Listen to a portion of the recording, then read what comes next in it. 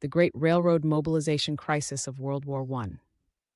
Welcome to our in-depth exploration of a pivotal chapter in American history, the Great Railroad Mobilization Crisis during World War I.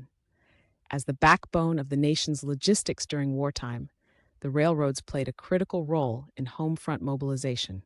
Today, we will delve into the profound challenges and eventual resolutions that reshaped this essential infrastructure. In the early 20th century, the United States heavily relied on railroads for national transport and logistics. With motor vehicles still emerging and water transport limited in reach, railroads were indispensable. However, even in peacetime, American rail freight management suffered from inefficiencies, such as delays due to mismanaged freight cars and holding empty cars unnecessarily. With the onset of World War I, these inefficiencies were exacerbated. The demands of troop and supply movement stretched the railroads beyond their limits.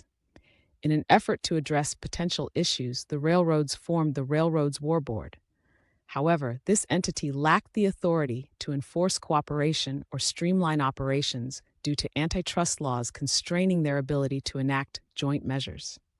The crisis escalated rapidly as railroad congestion became a critical issue.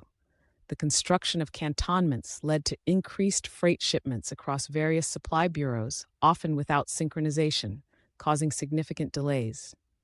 By winter 1916 to 1917, the primary rail lines into New York City were heavily congested.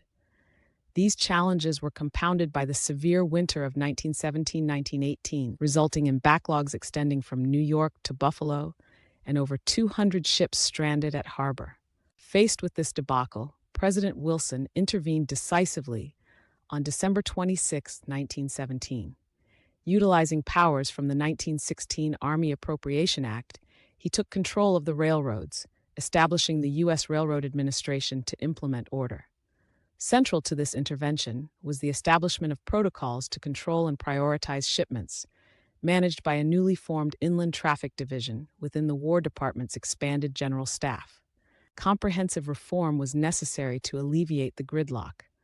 Quartermaster General Henry Sharp was reassigned, and George Goethals, famed for his engineering prowess on the Panama Canal, was brought in as acting quartermaster general.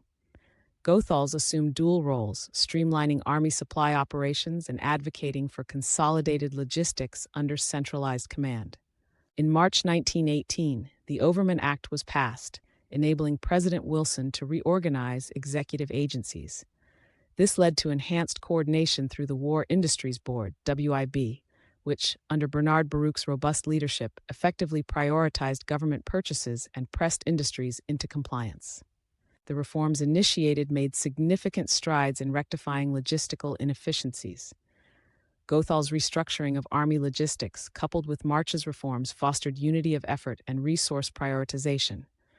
Baruch leveraged the WB's authority to align industrial output with wartime needs, although the reforms were not without critics, who pointed to continued bottlenecks and statutory limitations on Goethal's authority.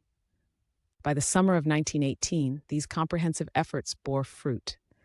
Rail transport efficiency improved, underpinning the successful mobilization and deployment of the American Expeditionary Forces. The United States, through these reforms and industrial overhaul, emerged as a formidable presence in Europe, a development that surprised adversaries and allies alike. The railroad crisis underscored the indispensable role of preemptive planning and logistics management. The focus on operational preparedness overshadowed logistical planning, a discrepancy recognized by American generals in Europe who faced supply chain difficulties firsthand. Modernization and forward-thinking logistics are now seen as equally critical to military success. In summation, the Great Railroad Mobilization Crisis was a catalyst for far-reaching reforms in American logistics and infrastructure management.